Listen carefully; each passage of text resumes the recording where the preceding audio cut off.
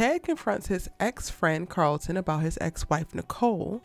Kat and Chelsea give Samantha the wrong idea when it comes to boys. And Elon and his boys are beefing. What's good, y'all? Sugar Sis Erica Vane coming to you right here on Erica Vane TV with another Beyond the Gates video. And in this one, I'm breaking down season 1, episode number 160. If you're new here, hit that subscribe button, turn on your bell notifications so you don't miss out on any of my Beyond the Gates content and conversations. And this episode was decent. It was decent. I don't like Elon Hawthorne, don't like Ted Richardson, and we got both of them in this episode, and yet and still I'm cool they lie. Because I'm totally here for Isaiah having all of the smoke for his daddy, all of the smoke for his daddy's goofy ass expectations. And we also learned that Isaiah isn't Jacob's only brother. They have another one named Luke. Jacob, Isaiah, and Luke. With a demon as a daddy. Wow. My. Anywho, Isaiah comes into the station while Elon is going at Jacob, and he's like, you could either be a smart detective or a smart cop or a good cop. You can't be both. You should have learned this by now. Y'all were like bigging up Elon when he had his whole little moment and he decided to scream on Jacob weeks ago. And I just did not see it for him. Jacob is not wrong. Like, yes, he did not arrest Nicole for strangling Leslie, but that is by far a completely negligible infraction, honestly, when you compare that you are the chief of police and one of your good buddies and you down here hemming and hawing, yipping and yapping, jaw jacking, grinning and skinning and grinning down here at this damn casino with a friend as a criminal underlord. Elon. Joey Armstrong has a reputation to which he can't even be a member of the damn country club because they already know that how he gets down. And yet and still you down there yucking it up with Malone, crooked cop of the century, and the owner, Joey, the criminal underlord. But you want to be talking big cash to your son who has integrity, who has a mind of his own, who still has morals who are intact. You want to be talking big cash about how he just thinks he's such a good cop, but he needs to be a smart cop. Being a smart cop don't mean that you have to lose your integrity. Being a smart cop don't mean that your ass is for sale and or is available to be manipulated by goofy ass men who have criminal aspirations. You should have sold Malone's ass up the river forever ago, but no, you in bed with him and you in bed with Joey, and then you want to talk big cash to your son when he start to figure it out, because newsflash, Elon, he is smarter than you think. He's actually a better cop than you will ever damn be. And I've been standing on the side this whole time while y'all were just excited to watch Jacob get humble, which is wild to me. But some stuff is starting not to actually surprise me, because we in mixed company when it comes to this audience. The same ones who want to be screaming on Nicole think that she better. No, you think that Nicole's better. Nicole just carries herself to a certain standard, and she's still human. Jacob got a little bit of integrity. He has an emotional intelligence and can communicate. Now y'all want to jump down his damn throat and jump on his goofy ass, crooked ass daddy side. Well, Isaiah's here. The little bit questionable, seemingly prodigal son is here to also let Elon know that he ain't never been and ain't gonna ever be. I love it. Even though I don't know if I like Isaiah, y'all. I'm not necessarily convinced that I like him, but I like people putting belt to ass for Elon, because Elon is in my trifecta of raggedy Negroes, losers, if you will. Well, I can't say it's raggedy Negroes because it's Tomas, Ted, and Elon that makes up the trifecta of losers. And I guess it's just a duo of raggedy Negroes. I know we ain't seen much of Elon, but I already seen all I need to see. And he ain't never coming up off my list the same way that Ted clearly is never coming up off my list, because he's down at the hospital showing his whole entire ass because Nicole and Carlton are vibing and talking about their damn date. Carlton did put a little intention, giving a ton of effort, then made reservations here, there, and everywhere just to make sure their first date is special and that Nicole is actually going to enjoy where they go. Shanice is there being nosy, doing what Shanice do, and here comes little ass Ted. What y'all call him? Little neck Ted? Tiny Ted? Here comes Tiny Ted, wanting to talk big cash not only to Nicole, because you're my wife, ex-wife. Did you not get the damn papers? The papers forever ago? I'm your ex-wife. I don't owe you nothing. First, he talking big cash to Nicole. Then Carlton steps up And then he's like, I ain't talking to you. Then Nicole starts talking. I ain't talking to you. Well, then who you talking to, Ted? You need to be talking to your damn self and or your therapist, because that's the only one who wants to hear your crap, sir. And yes, I'm going to go ahead and make a stance right here. I don't see nothing wrong with what Carlton and Nicole are doing. They not moving with animosity in their minds. They not moving to be petty. They not moving to be spiteful. They're being drawn together by their natural chemistry and natural desire for one another. Ted gave up his right to claim ownership over his wife when he decided to discard her 20 years ago and go running after a goofy ass waitress who have a couple screws too loose. And then he doubled down in the damn betrayal when he slept with said waitress 3 weeks ago at best. I'm sorry, former waitress, because the lady's undamn employed now and a menace to society. But you want to be talking big cash to Nicole, who looks amazing under the gaze of Carlton's tall, strong, amazing. And I got to correct myself.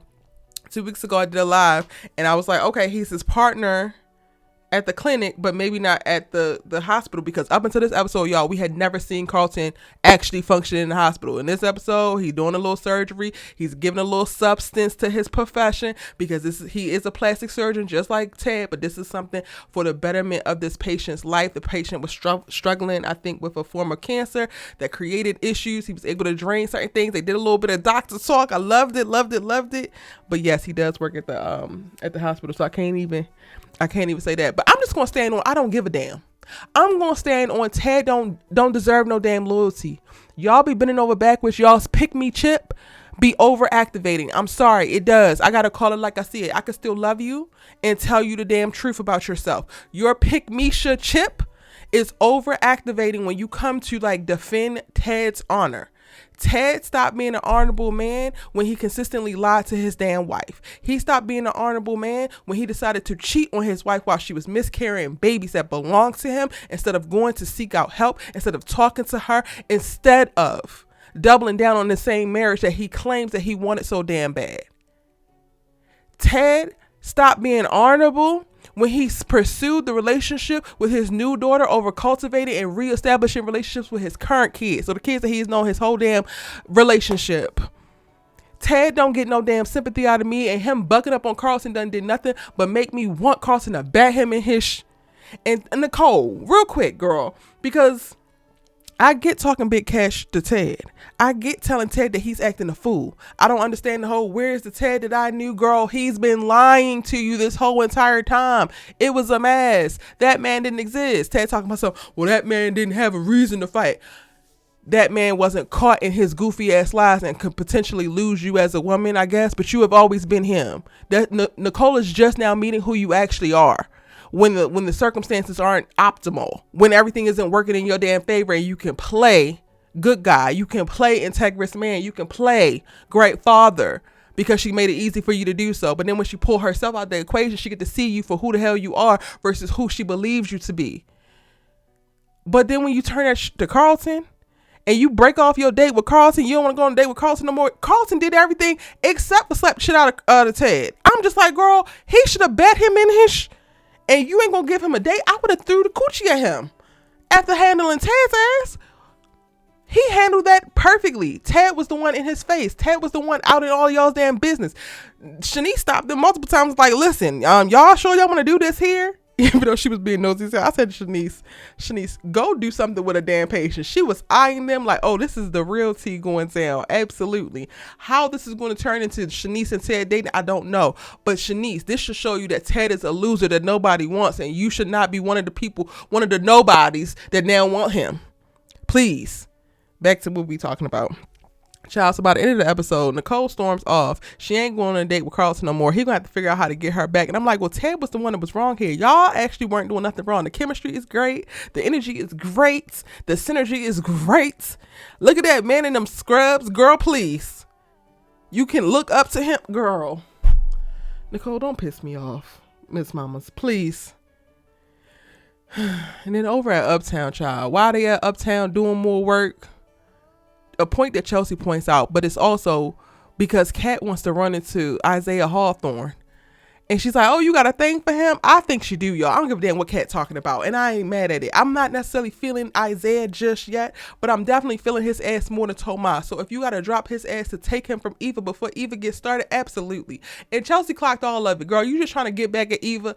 Why did you think that's so little of me? It's not actually thinking so little of you. It's just putting 2 + 2 = 4. And I know how to do math. Now, the problem comes in is when y'all be talking about y'all kitty cats and the connections that y'all are making to y'all sexual partners, and then goofy ass, impressionable ass, hot pot ass Samantha overhears you and gets inspired to now invite the loser over to take her damn virginity in the middle of the damn day. Samantha, please. Thank goodness Smitty and Martin finished up their little congratulations on getting y'all's relationship back on the one accord brunch that they had over at Anita and Vernon's, to catch her in the act and to throw a little beady-headed ass loser boy out on his ass, as they should. Because Samantha, what? You overheard Chelsea praising Kat about finally being able to get it on with her boyfriend in the closet, and that just got you in the mood and inspired you to go and do what? Throw the cat at a loser? My God, these damn Duprees are focusing on the wrong things. Y'all got all the energy in the world trying to drive Dani out of her marriage. You got all the energy in the world to want Nicole to reconcile with Ted, which I'm gonna come up to that because that comes up again while they're talking to Anita and Vernon. Martin and Smith's like, oh, we just thought that she would be inspired. But he slept with her again. Anyway, y'all got all the energy for that. Where's the energy for shepherding these young women from sexing losers? Where's that energy? I need a campaign or something to be mounted to protect these women's cats from loser access. Anita, you gonna have to get on it. Do we need a board? What do we need? Erica, be for real. Okay. In the conversation, while they're talking and congratulating them, both Anita and Vernon apologize for their part in helping or pushing Martin to lie to Smitty. So they apologized to Smitty. I thought that was wonderful.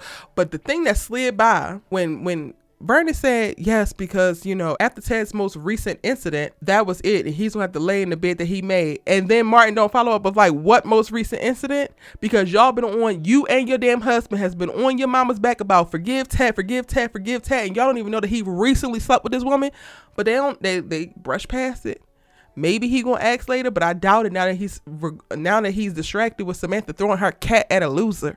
But hopefully this is the last of anybody's talk of Nicole taking Ted back, because as Vernon said, Ted gonna have to live with his decisions that he made. He's gonna have to live with his mistakes, and whether they turn into regrets or not, that's what it is. If he want to move forward, if he even wants to pursue getting Nicole back, then it's going to require a ton of sacrifice and humility. 2 things that he don't seem to be acquainted with. 2 things that he don't seem to understand. He don't even know shame to the degree that he need to know shame, because he down here peacocking at the hospital. He want to show himself to be a man that he is actually not, but then mad at Nicole for not seeing him that way. Ted, you are a loser, and I don't think that you're ever going to stop being one.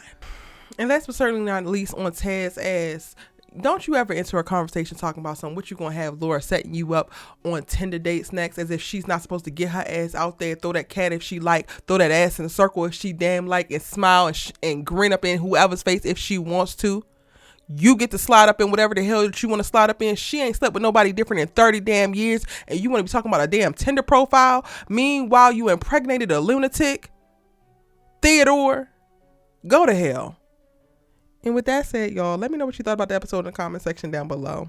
It's your good sis, you love Talk TV with. I'm caught up. But again, give me grace, because I'm traveling. Baltimore, I'll see you this weekend. And let me go to the comment section, see what y'all talking about. See you in the next one.